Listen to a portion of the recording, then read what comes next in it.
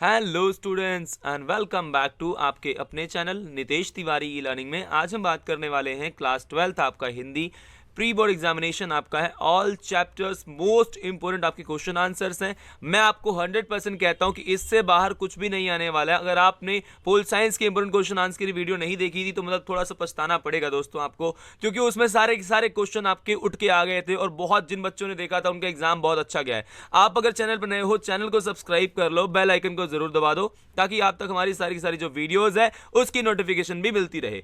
सबसे पहले हम जानेंगे देवसेना के गीत के बारे में। तो इसमें क्या क्वेश्चंस आते हैं, कैसे क्वेश्चंस आते हैं, खास करके अगर आपको पता होगा देवसेना जो है वो स्कंदगुप्त नाम का एक नाटक था उससे ली गई ये कहानी है। सबसे पहला हमारा क्वेश्चन रहता है देवसेना के ऊपर। मैंने भ्रमवश जीवन संचित मधुकरियों की भीख लुटाई पंक्ति का क्या आशय है। यहां पर जो पंक्तियां हैं वो कह रही हैं कि देवसेना की वेदना, वेदना मतलब दर्द होता है दोस्तों। तो देवसेना स्कंदगुप्त से प्रेम करती थी। मान लीजिए कोई महिला है देवसेना, वो स्कंदगुप्त से प्रेम कर रही है, लेकिन स्कंदगुप्त देवसेना से प्रेम नहीं करता। रे समस्या आ गई ना, चलो कोई नहीं। जिसमें देवसेना इस बात का पता चलता है तो वो बहुत दुखी होती है कि यार इसे तो मेरे से प्रेम ही नहीं है, लेकिन स्कंदगुप्त को छोड़कर फिर वह चली जाती है। और देवसेना कहती है कि मैंने प्रेम के भ्रम में आकर जीवन भर की जो मेरी अभिलाषा थी, अभिलाषा रूपी मेरी जो भिक्षा थी उसको मैंने लुटा दिया है। और इस पंक्ति में आपकी देवसेना अपनी पीड़ा को, अपनी दशा को दर्शा रही है और साथ ही साथ कहती है कि उनको भ्रम में था, कि उसको भ्रम था मतलब कि स्कंदगुप्त भी उससे प्रेम करता है और इसी भ्रम के कारण देवसेना ने सब कुछ अपना जो है वो स्कंदगुप्त पर लुटा सा दिया, प्रेम सारा लुटा दिया। और वही उस चीज को कह रही कि यही उसकी वेदना है। तो मनुष्य जीवन जो है तभी सार्थक है जब उसके जीवन में कोई उमंग हो, नहीं तो मनुष्य जीवन निरर्थक हो जाता है। देवसेना के जीवन में कोई अभिलाषा नहीं है, कोई अब प्रकार से जीवन जीने की आशा ही नहीं है। तो देवसेना देखो बहुत ज्यादा दुखी भी आपको इसमें दिख रही होगी। आगे हम बात करते हैं आपका अगला क्वेश्चन। देखिए, कवि ने आशा को बावली क्यों कहा है। तो भैया आशा में मनुष्य बावला हो जाता है, बावला समझते थोड़ा पागल सा हो जाता है, और आशा से मनुष्य को शक्ति मिलती है। अगर अच्छे में है तो शक्ति मिलेगी कि भाई जीवन में कुछ करना है, तो वो आशा अच्छी है। लेकिन प्रेम में तो आशा बहुत ही बावली हो जाती है, बहुत पागल सा कर देती है आपको। वह जिसे प्रेम करते हैं, आप करते हो, उसके प्रति हजारों सपने बुनता है और फिर उस प्रेमी में उस प्रेम जो प्रेम वो चाह रहा होता है वो अगर ना मिले या ना करे तो वह आशा जो है सहारे सपनों में तैरता रहता है, सपने तैरते रहते हैं। और देवसेना ने स्कंदगुप्त से प्रेम की आशा की थी और उसके साथ अपने जीवन के सपने बुन लिए थे, और इसी आशा में इतना डूब चुकी थी कि उसे वास्तविकता का ज्ञान ही नहीं था। और यही कारण है कि उसने आशा को बावली कहा है। इस बात को आपको याद रखना है। मैंने निज दुर्बल होड़ लगाई, इस पंक्ति में दुर्बल पद जो है किस प्रकार की बात कर रहा है, और हारी होड़ में निहित व्यंजना क्या है, किसकी बात है। देखो, दुर्बल पद कहता है कि इसमें देवसेना ने बल का ज्ञान कराती है। किस प्रकार से देवसेना अपने बल की सीमा को बहुत अच्छी तरह से जानती है। उसे पता है कि बहुत कमजोर है, वह बहुत ज्यादा कमजोर है, उसके बाद भी वह अपने भाग्य से लड़ रही है, लड़ती जा रही है। और हारी होड़ का मतलब होता है कि देवसेना की प्रेम में लगन जो थी प्रकार से दर्शाती है कि देवसेना जानती है कि प्रेम में उसे हार प्राप्त होगी, पर वह हार नहीं मानती है, पूरी लगन से हार का सामना करती है। ये पॉइंट आपको बता दे रहे हैं। अगला क्वेश्चन है देवसेना की हार या निराशा का कारण क्या है। बहुत इंपॉर्टेंट है ये भी क्वेश्चन। भाई देखो, राजकुमारी देवसेना स्कंदगुप्त से प्रेम करती है और उसने अपने प्रेम को पाने के लिए बहुत प्रयास किए, पर स्कंदगुप्त देवसेना के प्यार को अस्वीकार कर देता है। और देवसेना का सारा परिवार वीरगति मतलब मारा जा चुका था, इसलिए देवसेना का जीवन संकटों से भरा हुआ था। वह जीवन की आपकी विपरीत जो परिस्थितियां थी उससे जीती है, उसकी विपरीत परिस्थितियां इतनी प्रबल है कि वह हार जाती है, और यह उसके लिए घोर निराशा का कारण है। उसने अपने विपरीत परिस्थितियों से मुकाबला करने की कोशिश की पर वह जीत नहीं पाई। ये उसके जीवन का मतलब नेगेटिव पॉइंट ये कह सकते हैं कि भाई उसने कोशिश करी पर वह जीती नहीं। पर कोई बात नहीं, इंसान ये वही है, अगर हार भी जाता है लेकिन कोशिश अगर पूरी करता है तो कोई दिक्कत वाली बात नहीं होती दोस्तों। कार्नेलिया के गीत में से क्या क्वेश्चन आते हैं उसको देख लेते हैं। तो ये हमारा प्यारा देश भारत, पहले भारत का मैप कुछ इस प्रकार था जिसमें बांग्लादेश भी है, पाकिस्तान भी है, बहुत विशाल भारत हुआ करता था उस समय। तो कार्नेलिया का गीत कविता में प्रसाद जी मतलब जयशंकर प्रसाद जी ने भारत की किन विशेषताओं की ओर संकेत किया है। पहली बात तो वो कहते हैं कि हमारा जो प्यारा देश भारत है उसकी महान संस्कृति है, हमारा देश लालिमा युक्त मिठास से भरा हुआ है, यहाँ पर मेहमान जो अगर घर में हमारे आता है तो उसको भी हम लोग जगह देते हैं, उसको भी हम आश्रय देते हैं। और कोई अगर मेहमान है तो उसे हम भगवान समझ लेते हैं। क्या मानते हैं हम? भगवान की तरह मानते हैं। और भारत में सूर्य में गिरने वाली सबसे पहली किरण पहुंचती है, भारत में सबसे पहले सूर्य की किरण पहुंचती है। वैसे ये तो कविता में है, लेकिन वास्तविकता में आपको पता होगा कि सबसे पहले सूरज की किरण है वो जापान में आती है। दोस्तों, यहाँ पर प्राकृतिक सौंदर्य भारत का बहुत अच्छा है। यहाँ के लोग सहानुभूति रखते हैं, करुणा के भाव से भरे हुए भारत के लोग। और भारत के जो लोग हैं अनजान लोगों को भी शरण देते हैं कि आओ भाई रहो हमारे साथ, कोई दिक्कत नहीं है।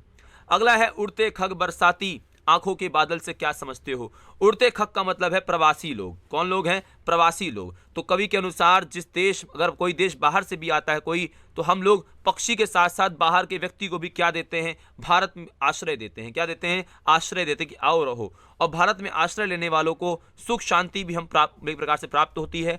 बरसाती आंखों के बादल में हम बात अगर करें तो जो आंखें किसी के दुख में बरस पड़े, अर्थात भारतीय लोग अनजान लोगों के दुख में भी दुखी हो जाते हैं और वह दुखी आंखों से आंसू के रूप में निकल पड़ता है। भाव यही है कि भारत के लोग किसी को भी दुख में नहीं दे सकते। दोस्तों, अगला क्वेश्चन आपका है आकाश बादल कर माही में आकाश और माही शब्द का किसकी ओर संकेत करता है? आकाश कवि की स्वर्ग पत्नी की ओर है और मही जो है, या आपका मही जो वर्ड यूज किया गया नव वधू के लिए, उसकी बेटी के लिए मतलब सरोज के लिए किया गया है। तो कवि की पुत्री का विवाह अत्यंत सुंदर लग रही होती है और कवि को लगता है कि मानो उसकी पत्नी का अलौकिक जो सौंदर्य है आकाश से उतरकर पृथ्वी पे सरोज के रूप में आ गया हो, और पुत्री सरोज का रति जैसा सौंदर्य कवि को उसकी पत्नी की याद दिलाता है कि हमारी पत्नी जो थी, मतलब कवि की सूर्यकांत त्रिपाठी निराला, वैसी उनकी पत्नी थी, वैसी उनकी बेटी सजी हुई लग रही है। वो चीज को देख पा रहे हैं। वह लता वहीं की जहां कली तू खिली पंक्ति के द्वारा किस प्रसंग को उद्घटित किया जा रहा है? इस पंक्ति के द्वारा कवि कहते हैं कि वह लता वहीं की जहां पर कली बनी खिली। मतलब इस प्रकार से देखो, लता मतलब माँ की बात कर रहे हैं और कली मतलब पुत्री की बात करें। तो इस पंक्ति के द्वारा प्रसंग में जो बात है वो सरोज अपने ननिहाल में ही उसका पालन पोषण हुआ, उसी कुल में उसकी कली विकसित हुई, मतलब उसकी माँ एक लता के रूप में पलवित हुई थी और आज वह भी वहीं से मतलब प्रकार से पली बड़ी है। तो ये मतलब कंपैरिजन वहां पर कवि जी हमारे कर रहे हैं। हमारा क्वेश्चन है शकुंतला के प्रसंग के माध्यम से कवि क्या संकेत करना चाहते हैं? देखो बहुत सिंपल है, यहाँ पे दो आपको कहानी समझनी पड़ेगी कि जो सरोज स्मृति आपकी है वो विवाह का चित्रण है, यहाँ विवाह हो रहा है और सूर्यकांत त्रिपाठी निराला जी जो कि इसके चैप्टर के राइटर भी हैं, उन्होंने सारा कुछ लिखा हुआ है। यहाँ पर एक कंपैरिजन किया जाता है, एक तुलना की जाती है कि जैसे कालिदास की जो एक कृति है जिसमें शकुंतला के बारे में है कि शकुंतला का कैसे कैसे आपका विवाह होता है, कैसे पिता शिक्षा देते हैं, जिसमें आपका जिसे वन में उनके पिता कण्व ऋषि सारी कलाएं अर्थात जीवन की सारी विद्याओं का पाठ पढ़ाते हैं शकुंतला को, उनके जो पिता हैं कण्व वो सारी बातें सिखाते हैं। उसी प्रकार आपके जो सूर्यकांत त्रिपाठी निराला जी भी हैं वह भी अपनी पुत्री को जीवन की सारी जो शिक्षाएं हैं वो स्वयं दे रहे, खुद पढ़ा रहे, खुद बता रहे हैं। ठीक है, लेकिन कण्व ऋषि के दत्तक पुत्र मतलब पुत्री थी जो आपकी शकुंतला है, वो कण्व ऋषि की क्या थी? दत्तक का मतलब होता है गोद ली हुई। लेकिन यहाँ पर वे धर्म पिता थे। धर्म पिता का मतलब है स्वयं के जो पिता है, खुद के पिता जो होते हैं। और जबकि सरोज आपको जो है वो निराला जी की खुद की पुत्री थी। ये बातें आपकी यहाँ पे बताई गई हैं। अगला क्वेश्चन आप देखिए, काफी इंपॉर्टेंट आपका, मही सकल अनर्थ कर मूला पंक्ति द्वारा भरत के विचारों भावों का स्पष्ट कीजिए। बहुत सिंपल लाइन है भाई, मही सकल अनर्थ कर मूला मतलब सारे दुख का कारण, सारी समस्या का कारण कौन है? मैं स्वयं हूं। ये बात आपके भरत कह रहे हैं। तो पंक्ति में क्या कहा गया है कि भैया राम के वन गमन का, पिता की मृत्यु का, माताओं की दशा का भरत स्वयं को दोषी मानते हैं और पिता की मृत्यु व राम के वनवास भी उनके कारण ही हुए हैं। उनके लिए स्वयं को अपराधी मानते हैं और उन्हें खेद है, उन्हें बहुत दुख है। ये बात आपको याद रखनी है। रची चकी चित्र लिखी सी, इसमें किस बात को दर्शाया गया है? तो देखो इसमें, इस पंक्ति में जब माता कौशल्या को राम की याद आती है तो उनको स्थिति का एक जड़ चित्र समान हो जाता है। वो बिल्कुल एक चित्र के समान हो जाती हैं, हिलती लुलटी नहीं है बिल्कुल भी। वे राम की वस्तु को देखकर हैरान सी थी और किंतु जैसे ही कौशल्या का भ्रम टूटता कि अरे राम तो नहीं है, उन्हें राम के वन जाने की याद आ जाती और उस चित्र से चित्र की भांति ये प्रकार से खड़ी हो जाया करती थी वो। उन्हें मतलब बहुत दुख था इसमें राम के जाने का। तो वो बातें आपको यहाँ पर थोड़ी बतानी है। गीतावली में मतलब एक आपका पद है, जननी निरखती बान धुरैया के आधार पर राम के वन गमन के पश्चात माँ कौशल्या के मन की स्थिति का वर्णन कीजिए। बहुत दुखी थी। पहली बात आप बताइए, राम के वन चले जाने के बाद राजा दशरथ की मृत्यु हो जाती है। ऐसे में माता कौशल्या बहुत व्यथित रहती हैं, बहुत दुखी रहती हैं और घर में जहाँ कहीं भी उन्हें राम के बचपन की कोई भी वस्तु दिख जाती जाती है, उन्हें राम की याद सताने लगती है। वे राम के बचपन के दिनों को, उनके खेलने वाले धनुष और बाण को देखकर उठा लेती है और कई बार राम को याद करते हुए अपने हृदय से, अपने नेत्रों से एक प्रकार से लगाती। इसी प्रकार आपसे जो बालक राम थे, उन्हें नन्हे नन्हे पैरों की सुंदर बार जो झुंझुनियाँ थी, पैरों में जो पहनते हैं आपकी पायल की तरह, उनका हृदय एक प्रकार से उमड़ पड़ता कि अरे राम तुम चले गए, मतलब बहुत ज़्यादा दुखी हो जाती है और उन्हें भी अपने हृदय और नेत्रों से लगा लिया करती थी, मतलब उन पायलों को एक प्रकार से। अगला क्वेश्चन आपका है, माघ महीने में विरणी को क्या अनुभूति होती है? विरणी मतलब जो आपकी नायिका यहाँ पर है। तो माघ महीने में आपको भयंकर सर्दी पड़ती है और प्रियतम के वियोग में जो विरणी है, मतलब उसकी जो पत्नी है, वो नायिका, आपके दिन नहीं कट रहे हैं, उसे बहुत दुख हो रहा है और माघ के महीने में वर्षा के समान उसकी आंखों से लगातार जो है आंसू बह रहे होते हैं और इन आंसुओं से भीगे वस्त्र उसके शरीर को बाण के समान चुभते हैं, क्योंकि ठंड है और माघ के महीने तेज हवा चलती है। ओले की वर्षा उसके जीवन को भी अधिक कष्टप्रद बना रही है, मतलब एक प्रकार से बहुत दुख हो रहा है, उसे कष्टप्रद बना रही है एक प्रकार से। लेकिन प्रियतम के वियोग में उसका जीवन रसहीन हो गया, मतलब जीवन में कुछ बचा ही नहीं। जैसे है ना कि कोई इंसान किसी से मतलब बहुत प्यार करता है और नहीं मिले तो बहुत दुखी होता है, उसी प्रकार से समझिए यहाँ पर नायिका हो रही है और वह दिन प्रतिदिन क्षीण हो रही है। क्षीण का मतलब बहुत ज्यादा, मतलब कमजोर होती जा रही है। उसका शरीर तिनके के समान हल्का हो गया है और वह विरह रूपी अग्नि में जलकर राख के समान आपकी उड़ने को तैयार सी हो रही, बहुत दुखी है। मतलब यहाँ पर वृक्षों से पत्तियां तथा वनों से ढके आपके किस माह में गिरते हैं, जिसे विरहणी का क्या संबंध है? शिशिर ऋतु मतलब माघ और फागुन महीने में वृक्षों से पत्तियां और वनों से ढके आपके गिरते हैं, जिसमें बताइए पेड़ का सौंदर्य समाप्त हो जाता है। अपने प्रिय के विरह में जलती नायिका का शरीर भी पुराने पत्तों की तरह पीला पड़ गया है, अर्थात सौंदर्य विहीन हो गया है। विरह रूपी पवन में उसके शृणकाय शरीर और अपने आघात से पीड़ा पहुंचा रहे, मतलब खुद को ही बहुत ज्यादा दुख उसे पहुंचाया जा रहा है उसके शरीर के द्वारा ही।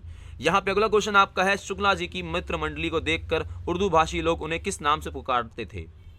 यहाँ पर आप बताइए, शुक्ला जी की मित्र मंडली को देखकर उर्दू भाषी लोग उन्हें निसंदेह मंडली के नाम से पुकारते थे, क्योंकि उन्हें लेखक मंडली की बोली अनोखी लगती थी और जैसे आपका निसंदेह शब्द का प्रयोग बहुत होता था, वो लोग बहुत ज़्यादा किस शब्द का इस्तेमाल करते थे? निसंदेह, इसलिए निसंदेह टोली कह दिया गया। और उनमें बहुत पढ़े लिखे और समाज के लोग भी थे, जैसे उनके ग्रुप में वकील थे, मुख्तार थे, कचहरी के अफसर थे, उर्दू भाषी लोग थे, इसलिए लेखक मंडली का नाम उन्हें निसंदेह मंडली रख दिया था।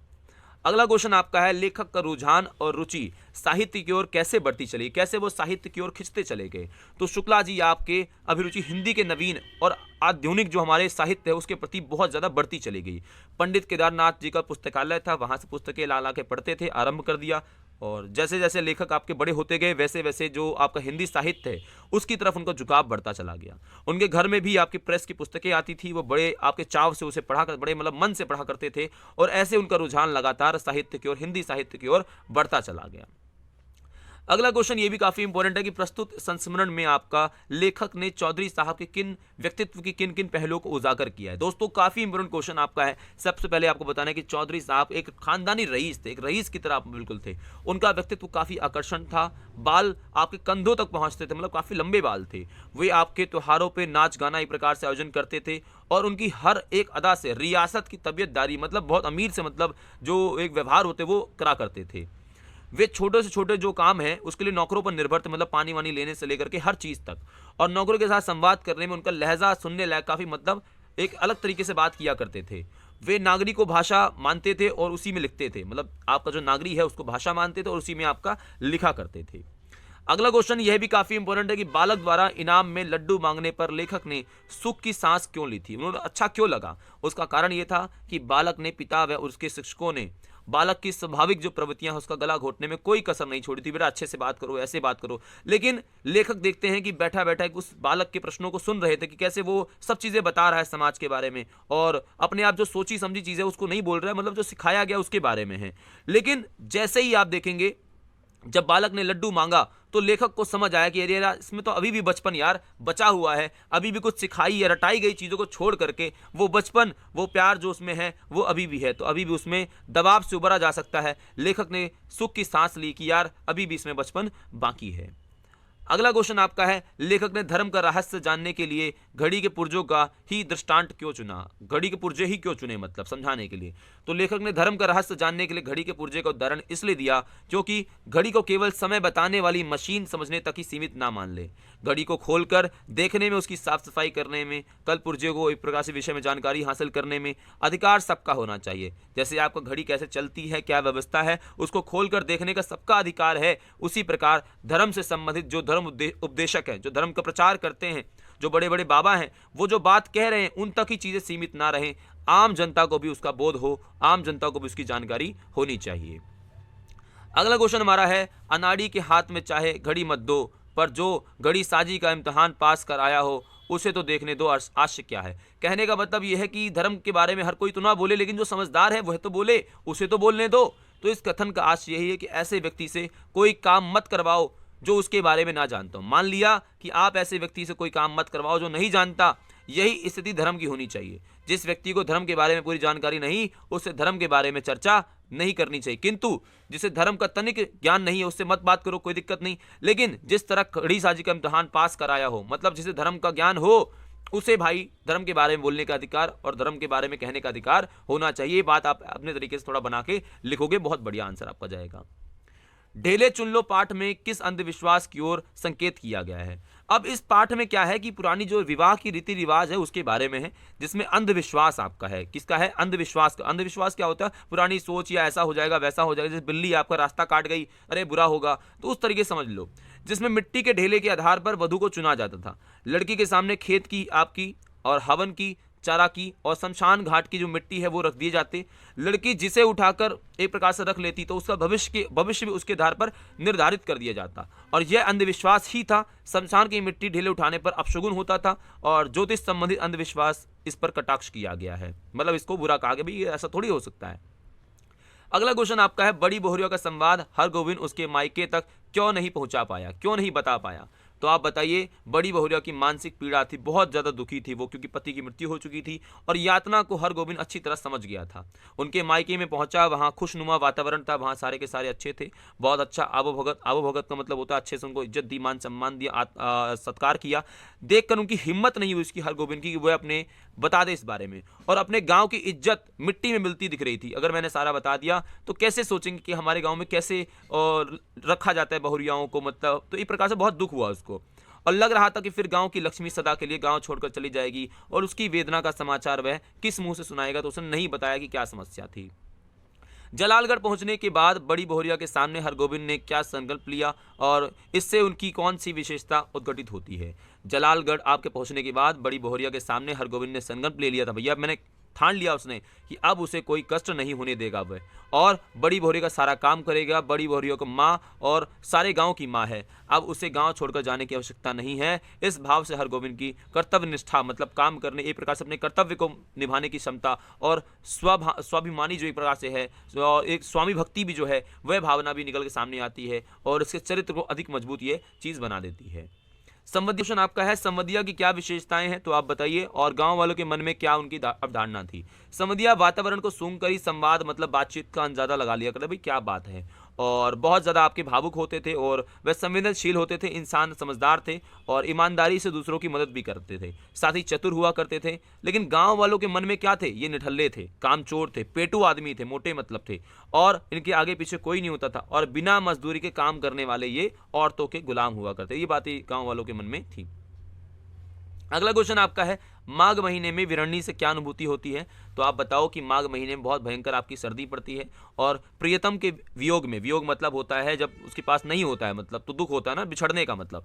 तो विरणी नायिका जो है दिन नहीं कट रहे हो, और माघ महीने के वर्षा के समान उसकी आंखों से निरंतर आंसू बह रहे होते हैं, और इन आंसुओं से भीगे वस्त्र उसके शरीर को बाण की तरह चुभते हैं, और माघ कि तेज हवा जो है ओले के समान उसके शरीर और उसके जीवन को और उसके शरीर को कष्टप्रद बना रही है। उसके प्रियतम से वियोग जो है, बिछड़ने का जो मतलब दुख है, बहुत दिन प्रतिदिन वो बढ़ता चला जा रहा है। इस सारे पॉइंट आप इसमें बता दीजिएगा। अगला क्वेश्चन आप बताइए यहाँ पर, वृक्षों से पत्तियां तथा वनों से ढके किस माह में गिरते हैं? आप सिंपली बताना कि शिशिर जो आपके ऋतु है उसमें माघ और फागुन के महीने में वृक्षों से पत्तियां आपके वनों से आपके गिरते हैं, और पेड़ पौधों का सौंदर्य जो है समाप्त हो जाता है, और प्रिय अपने विरह में जलती नायिका का जो आपका शरीर है पुराने पत्तों की तरह पीला पड़ गया है और सौंदर्य विहीन मतलब बहुत ज़्यादा गंदा सा दिख रहा है। विरह रूपी पवन उसे शृणकाय शरीर अपने आघात से पीड़ा पहुंचा रही है, मतलब लगातार उसे कष्ट हो रहा है। यह क्वेश्चन काफी इंपॉर्टेंट आपको है, इसको बिल्कुल बताइएगा। भैरव ने सूरदास की झोपड़ी क्यों जलाई थी? आप सिंपल बताना कि भैरव ने सूरदास की झोपड़ी का बदला लेने के लिए, मतलब बदला लेना चाह रहा था वह सूरदास से, कई कारणों से आपकी जलाई थी। पहला कारण, सुभागी जब आपका शरण लेने के लिए, भैरव की मार से बचने के लिए, आपका जब नशे में रोज उसको पीटता था वो, तो एक दिन भैरव की मार से बचने के लिए वो सूरदास की झोपड़ी में, सूरदास की शरण में चली गई। सूरदास ने उसे शरण दे दी, भैरव की मार से उसे बचा लिया, तो भैरव में एक हंसी जग हंसाई हुई, सबने हंसा कि भाई ऐसे कैसे उसकी बीवी चली गई। उसे बहुत गुस्सा आया। अब भैरव के मन में सूरदास के प्रति ईर्ष्या की भावना थी और सुभागी द्वारा बार बार पति की मार से बचने हेतु सूरदास के घर में जाकर छिप जाना, सूरदास के द्वारा बीच बचाव करके सुभागी के भैरव से बचाना, भैरव के मन में ईर्ष्या का भाव था और वह सूरदास से इसका बदला लेना चाह रहा था। ये कारण आपको बता देने हैं।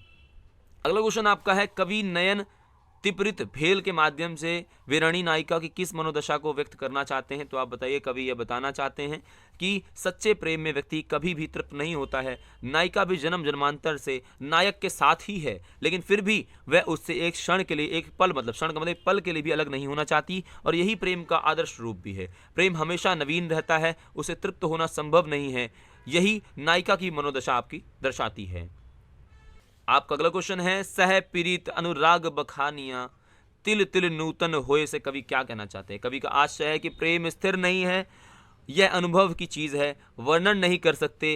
प्रेम में प्रतिफल नवीनता आती है, अर्थात प्रेम प्रतिफल मजबूत होता है, गहरा और नवीन होता है, इसका वर्णन संभव नहीं है, इसे तो केवल महसूस किया जा सकता है। ये बातें आपको इसमें बता देनी है। अगला क्वेश्चन आपका है क्वेश्चन नंबर 30, कवि ने सावन माह में नायिका की किस मनोदशा का वर्णन किया है? कवि ने सावन माह में वीरानी की जो हृदय की पीड़ा है उसको व्यक्त किया है। वह प्रीतम के बिना पूरे भावन अपने जो एक प्रकार से अकेलेपन को महसूस करती है, पीड़ा को सह नहीं पा रही है, और वह मानती है कि इस दुनिया में कोई भी मनुष्य अन्य व्यक्ति का दुख नहीं समझ सकता, उसका मन भी उसके पास नहीं है, क्योंकि वह हर समय प्रिय के ध्यान में लगा रहता है और उस हृदय वियोग के इस असहनीय दुख से, पीड़ा से वो जूझ रहा कहीं ना कहीं होता है। अगला क्वेश्चन आपका है, गोकुल आप जस लेल प्रथम पद के आधार पर इसमें क्या कहा गया है आपका? तो आप बताइए। वीरानी जो है वो नायिका अपने हृदय की पीड़ा को आपका प्रकट करती है और कहती है कि उसके मन को हर कर, मतलब चुरा करके, हर का मतलब चुरा कर, प्रियतम मतलब गोकुल छोड़कर मथुरा जा बसे हैं, मतलब यहाँ कृष्ण जी की बात हो रही है, और गोकुल में मिले अपार प्रेम को भुलाकर गोकुल को त्याग कर उन्हें अपनी हृदयहीनता का परिचय दे दिया है। और एक प्रकार से आप बताइए कि मथुरा में जा बसने के इस कृत्य के कारण उसे बहुत ज़्यादा अपयश, मतलब बदनामी का सामना करना पड़ रहा है, ये बदनामी मिल रही है। अगला क्वेश्चन है, रोगी बालक के प्रति गांधी जी का व्यवहार उनके व्यक्तित्व की किस खूबी को दर्शाता है? आप बताइए। अगला क्वेश्चन आपका है, रोगी बालक के प्रति गांधी जी का व्यवहार उनके व्यक्तित्व की किस खूबी को दर्शाता है? गांधी जी बहुत दयालु और सहृदय व्यक्ति थे, रोगियों की सेवा करना को अपना धर्म समझते थे, और बालक के पेट में एक दर्द असहनीय हो गया था और फिर बाबू को ही बुलाने की बात कर रहा था। बाबू के स्नेह और सेवा से वह ठीक हो गया। गांधी जी रोगियों की मन स्थिति को भांप लेकर उन्हें प्रेम का व्यवहार किया करते थे, और जिन रोगों के पास लोग जाने से कतराते थे, आपके प्रकार से मतलब चरम रोग हो गया, वे लोग उनके पास जाते थे, देखभाल उनकी वो करते थे गांधी जी, और इन उदाहरणों से गांधी जी के उच्च व्यक्तित्व का परिचय हमें मिलता है। अगला क्वेश्चन आपका है, फिलिस्तीन के प्रति भारत का रवैया बहुत ही सहानुभूतिपूर्ण एवं समर्थन से भरा हुआ क्यों था? आप बताइए। साम्राज्यवादी शक्तियां कई देशों पर अन्याय कर रही थी, उन्हें अपने अधीन करना चाह रही थी। भारत स्वयं फिलिस्तीन की तरह साम्राज्यवादी शक्तियों का अन्याय का शिकार हो चुका था। इस अन्याय के विरुद्ध आवाज उठाने वालों के साथ सहानुभूति रखता था। भारतवासी फिलिस्तीन के लोगों को सही मानते थे तथा उन्हें भी आंदोलन करने के लिए समर्थन देना चाहते थे। इसी समय में आपका यासिर अराफात ने गांधी जी को अपना आदर्श माना हुआ था। अगला क्वेश्चन आपका है, कश्मीर के लोगों ने नेहरू जी के स्वागत किस प्रकार नेहरू जी का किया था? तो आप बताइए। शेख अब्दुल्ला के नेतृत्व में झेलम नदी पर शहर के एक सिरे से दूसरे सिरे तक 7वें पुल से आपका अमीरा कदल तक गांव में उनकी शोभा यात्रा देखने को मिली थी, जब नदी के दोनों ओर हजारों के हजार जो कश्मीर निवासी हैं वो अदम में आपका उत्साह के साथ उनका स्वागत करते हैं। ये बात आपको बतानी है। आपका है 35, अराफात ने ऐसा क्यों बोला कि वे आपके ही नहीं हमारे भी नेता हैं उतने ही आदरणीय जितने आपके लिए। इस कथन के आधार पर गांधी जी के व्यक्तित्व पर प्रकाश डालिए। आप बताइए कि इस कथन से पता चलता है कि गांधी जी केवल भारत के ही नेता नहीं थे, बल्कि हर उस व्यक्ति के नेता थे, हर उस देश के नेता थे जो अपनी आज़ादी के लिए संघर्ष कर रहा था। गांधी जी की सहानुभूति फिलिस्तीन के लोगों के प्रति था और फिलिस्तीन की समस्याओं को वो सुलझाना चाह रहे थे। वासुदेव कुटुंबकम की जो भावना है उस पर विश्वास रखते थे। वासुदेव कुटुंबकम कहता है कि समस्त विश्व एक परिवार है। अपने व्यापक दृष्टिकोण के कारण उन्हें समस्त विश्व से लोकप्रियता एक प्रकार से प्राप्त थी। अगला क्वेश्चन हमारा है क्वेश्चन नंबर 36, जिसमें आप बताइए प्रमाण से अधिक महत्वपूर्ण है विश्वास। कहानी के आधार पर बताओ। लघु कथा शेर से ली गई है। इन पंक्तियों में लेखक ने भोली भाली जनता और धूर्त मतलब कपटी सत्ता मतलब नेताओं और लेखक यह मानते थे कि तैयार नहीं थे इस मानने को कि शेर के मुंह में रोजगार का दफ्तर है, किंतु बार बार विश्वास दिलाने का प्रयास किया जा रहा था कि रोजगार आपका शेर के मुंह में है। कहने का मतलब सारे दुखों का आपका कहाँ मिट जाएंगे, शेर के मुंह में। मतलब आप खुद सोचो, कोई जानवर जो है, छोटा जानवर जो है, उसको शेर अपने मुंह में भर लेगा तो क्या दुख खत्म हो जाएगा? नहीं, वो खत्म हो जाएगा, दुख नहीं खत्म होगा, व्यक्ति खत्म हो जाएगा। वैसे ही ये जो नेता हैं एक नंबर के धूर्त होते हैं, कपटी होते हैं, उस बारे में बताया जा रहा है। तो शेर का जो मुंह है वो हिंसा का प्रतीक है और सभी जानवर जानते हैं, किंतु केवल विश्वास दिलाया जा रहा है बार बार उन्हें कि भैया शेर का जो मुंह है वहीं पर शांति मिलेगी, वहीं पर व्यवस्था मिलेगी। ये मतलब एक प्रकार से झूठ और कपट समाज में आज भी चल रहा है। और आज इसी प्रकार से सत्ताधारी जो वर्ग है, राजनीतिक जो वर्ग है, सर्वप्रथम लोगों का विश्वास हासिल करते हैं और उसके पश्चात उनका शोषण करते हैं, जनता का इस्तेमाल करते हैं, जनता को पता भी नहीं चलता है और अंततः ये सोचते हैं एक प्रकार से कि भैया हमने तो इनको बेवकूफ़ बना दिया है और हम सोचते हैं कि जो सत्ता पक्ष है उनके हित के लिए काम करेगा, पर वास्तविकता में ऐसा है क्या? नहीं है। ये हमारा फायदा उठाते हैं और हमारा शोषण करते हैं नेता जो लोग होते हैं। अगला क्वेश्चन हमारा है पहचान लघु कथा का है, जिसमें आप बताइए कि यहाँ पर एक राजा है। राजा को बहरी, गूंगी और अंधी प्रजा पसंद आती है जो बिना कुछ बोले राजा की आज्ञा का पालन कर लेती है और कहानी में इसी यथार्थ का पहचान कराई गई है। प्रगति और विकास के बहाने राजा उत्पादन के सभी संसाधनों पर अपना मजबूत नियंत्रण स्थापित कर लेता है। वह जनता को एकजुट होने से रोकता है, उन्हें भुलावे में रहता है, उन्हें मतलब बेवकूफ़ बना के रखता है और यही उसकी सफलता का राज है। राजा मतलब आज एक प्रकार से नेताओं की बात आप समझ सकते हो, सेम ऐसे जनता को बेवकूफ़ बनाते हो और सत्ता में बैठे रहते हैं। एक आपने कहावत सुनी होगी, राजा कहता है रात है, मंत्री कहता है रात है, संतरी कहता है रात है, जनता कहती है रात है, पर यह सुबह सुबह की बात है। मतलब राजा को वही लोग पसंद आते हैं जो उससे चटुकार होते हैं, उसकी बात को मानते हैं। अगला क्वेश्चन देखिए, यहाँ पर आपका है चार हाथ कहानी का आपका क्या अर्थ है? चार हाथ में आप बताइए कि पूंजीवादी जो व्यवस्था है मजदूरों का शोषण कर रही है, उजागर कर रहा है, मतलब कैसे शोषण कर रही है, और पूंजीवादी भली भांति उपाय जो है मजदूरों को पंगु बना रहा है, उन्हें मतलब एक तरह से कमज़ोर बना रहा है और नए नए तरीके ढूंढ रहा है जिससे वो कमज़ोर रहें। उनकी अस्मिता, उनकी पहचान को समाप्त कर रहा है। मजदूर विरोध करने में उनकी स्थिति नहीं है, भैया विरोध ही नहीं कर पा रहे हैं वो लोग, और वे मिल में एक प्रकार से कलपुर्जे बन गए हैं। मतलब कलपुर्जे मतलब मशीनें बन चुके हैं मिलों में आज काम कर करके। उनकी लाचारी आधी मजदूरी पर भी काम करने को विवश है, मतलब कम पैसों में भी वो काम कर रहे हैं। मजदूरों की लाचारी शोषण पर आधारित व्यवस्था का पर्दाफाश करती है, कैसे उनका शोषण किया जा रहा है। अगला क्वेश्चन आपका है साझा कथा। देखिए साझा कथा में आपका उद्योग और कब्जा करने के बाद पूंजीपतियों की नज़र जो है वो किसानों की ज़मीन पर है। अब वो ज़मीनों को कब्जा करना चाह रहे हैं। अब उन्होंने उद्योग तो लगा लिए हैं पर ज़मीनें चाहिए उनको किसानों की, तो अब वह किसानों पर साझा खेती करने का एक प्रकार से लालच देते हैं कि आओ साथ मिलकर करते हैं, और उनकी सारी जो फसल है वो हड़प लेते हैं और किसान को पता भी नहीं चलता कि भैया जिसने मेरे साथ मिलकर काम करने की बात करी थी वो सब कुछ मेरे से हड़प ले चला। अब इसमें एक उदाहरण है आपका, यह हाथी को यहाँ पे देखिए, यहाँ पर सारी कमाई हाथी के पेट में चली जाती है। हाथी की पेट का मतलब है सारी कमाई जो है पूंजीपति लोगों के पेट में चली जाती है, और जो समाज के गरीब वर्ग है या किसान जो लोग हैं वो धोखे में डाल करके उनकी सारी की सारी जो मेहनत है उसको डकार जाते हैं, मतलब सारी की सारी मेहनत को खा जाते हैं। ये आपको बता देना है। ये क्वेश्चन काफ़ी इंपॉर्टेंट आपका आता है और देखना आप लास्ट में आपको मिलेगा प्रकृति के कारण विस्थापन और औद्योगिकरण के कारण विस्थापन में क्या अंतर है। दोस्तों प्राकृतिक विस्थापन आपका बाढ़ है, भूकंप है, आप किसके कारण होता है, और प्रकृति कारण जो विस्थापन होता है उस विस्थापन में मानव उस समय के लिए आपदा के लिए अपने घर को छोड़ देता है और वापस अपने घर में आ जाता है, ठीक है। लेकिन औद्योगिकरण का जो विस्थापन है सदा सदा के लिए, हमेशा के लिए व्यक्ति को अपना घर, अपना परिवेश सब कुछ छोड़कर जाना होता है और वो उसकी कभी वापसी नहीं होती, कभी वह फिर लौट नहीं पाता है। इसलिए आप कहेंगे औद्योगिकरण के कारण जो आंधी आती है उसमें घर, परिवार, परिवेश सब कुछ उजाड़ देती है, सब कुछ उखाड़ देती है, और इन्हीं लोगों को आधुनिक भारत के नए शरणार्थी कहा जा रहा है जो औद्योगिकरण के कारण अपने घर बार को छोड़कर आ रहे हैं। अगला क्वेश्चन हमारा है, यूरोप और भारत की पर्यावरणीय संबंधित चिंताएं कैसे भिन्न हैं, किस प्रकार हैं? तो आप बताओ। यूरोप में पर्यावरण और मनुष्य, मतलब मनुष्य और भूगोल के बीच संतुलन बिठाने की बात की जाती है, जबकि भारत में यही प्रश्न मनुष्य और उसकी संस्कृति के बीच पारंपरिक संबंध बनाए रखने को हो जाता है। दोनों देशों की जो पर्यावरणीय संबंधित जो चिंताएं हैं उसमें अंतर आपको देखने को मिलेगा। औद्योगिकरण ने पर्यावरण को कष्ट पैदा कर दिया है, क्यों और कैसे? आप बिल्कुल सच बात है भाई, बिल्कुल सच है। औद्योगिकरण ने पर्यावरण का संकट खड़ा कर दिया है। औद्योगिकरण के नाम पर प्राकृतिक संसाधनों को बड़ी मात्रा में दोहन, मतलब खराब किया जा रहा है, पेड़ों को काटा जा रहा है, जंगलों को सफाई किया जा रहा है, ठीक है। उसके अलावा बताओ, उद्योगों से निकला जो कचरा है वो पर्यावरण को प्रदूषित कर रहा है, इसके वायु को, जल को, पृथ्वी को, ध्वनि को और आकाश सभी रूपों में। अगला क्वेश्चन आपका है, देवदास जो आपका शीर्षक है उसकी सार्थकता का स्पष्ट कीजिए। देखिए, लेखिका ने कहानी का शीर्षक जो है दूसरा देवदास सोच समझ के रखा है, जो कहानी के मूल कथ्य को बिल्कुल, कहानी को बिल्कुल बता देता है, बिल्कुल बहुत अच्छे तरीके से। जैसे शरद चंद्र की रचना देवदास में आपका नायक देवदास पारो पर अपना प्रेम लुटाता है, मतलब बहुत प्रेम करता है। अंत तक यह प्रेम एक निश्चल रूप में आपका जीवित, निश्चल मतलब कोई चाह नहीं है, बस प्रेम करता है। उसी प्रकार संभव भी है कि पारो को प्राप्त करने के लिए बेचैन आपका रहता है। देवदास और पारो निश्चल प्रेम के प्रतीक हैं। निश्चल मतलब कोई चाह नहीं, बस प्रेम है उन्हें, मतलब कोई लालच नहीं है। इसलिए संभव आपका संभव के लिए प्रकार से लेखिका ने जो है वो दूसरा देवदास नाम रखा है। अगला क्वेश्चन आपका है, मनोकामना की गांठ भी अद्भुत है, अनूठी है, इधर बांधो उधर लग जाती है। कथन के आधार पर पारो की मनोदशा का आपको वर्णन करना है। आप सिंपल बताइए कि पारो की जो आपका संभव से प्रेम करने लगी थी और हर की पौड़ी पर लड़के के साथ छोटी सी मुलाकात ने पारो को विचलित कर दिया। वह मन ही मन उससे प्रेम करने लगी थी, वह दोबारा उससे मिलना चाहती थी। उसने भी कुछ ऐसी ही मनोकामना की पूर्ति के लिए धागा बांधा था। उसे उम्मीद नहीं थी कि मनसा देवी से मांगी हुई मुराद जो है इतनी जल्दी पूरी हो जाएगी, और वह संभव से मिलने के बाद प्रसन्न थी। वह हैरान भी थी कि उसकी इच्छा इतनी जल्दी पूरी कैसे हो गई। तो मतलब इधर बांधो उधर पूरी हो जाती है, मतलब कहने का मतलब यही है। अगला क्वेश्चन आपका है कि 45वां भाई, कुटच क्या केवल जी रहा है?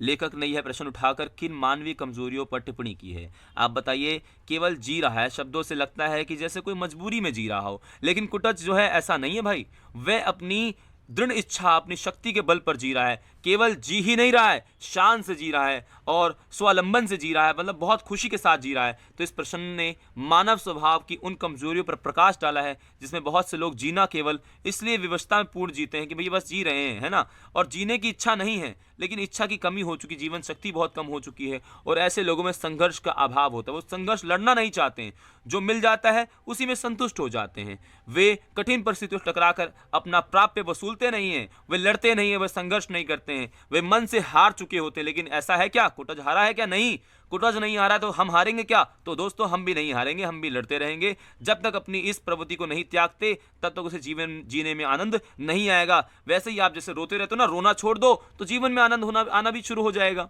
अगला क्वेश्चन आपका है कि कुटज की जीवन जीने की कला से आप क्या प्रेरणा ग्रहण करते हैं? उसके माध्यम से लेखक ने मनुष्य की किन कमजोरियों को संकेत किया है? दोस्तों, कुटच की जीवन जीने की कला से हम प्रेरणा ग्रहण करते हैं कि हमें विषम परिस्थितियों में, खराब परिस्थिति में भी जीवन जीने की कला आनी चाहिए। हर हाल में जियो, मस्ती के साथ जियो, अपने आत्मसम्मान के साथ जीना चाहिए। जहां से संभव हो अपना प्राप्य वसूल करना चाहिए, अपना अधिकार वसूल करना चाहिए, और इसके लिए पाताल की छाती भी अगर हमें क्यों ना खोदनी पड़े, हमें वो भी करनी पड़ेगी। लेकिन किसी की चापलूसी मत करो, किसी की चटुकारिता मत करो, अपने मन पर नियंत्रण रखो, ईर्ष्या और द्वेष भावना से ऊपर उठो, किसी से जलो मत, अपने काम को करो और आगे बढ़ते रहो। है तो हम 100 लाख बार बनाएंगे। इस कथन में संदर्भ में सूरदास की चरित्र की विवेचना करनी। काफी इंपॉर्टेंट क्वेश्चन है, काफी इंपॉर्टेंट क्वेश्चन है। पहला पॉइंट हमारा है, हार न मानने की प्रवृत्ति।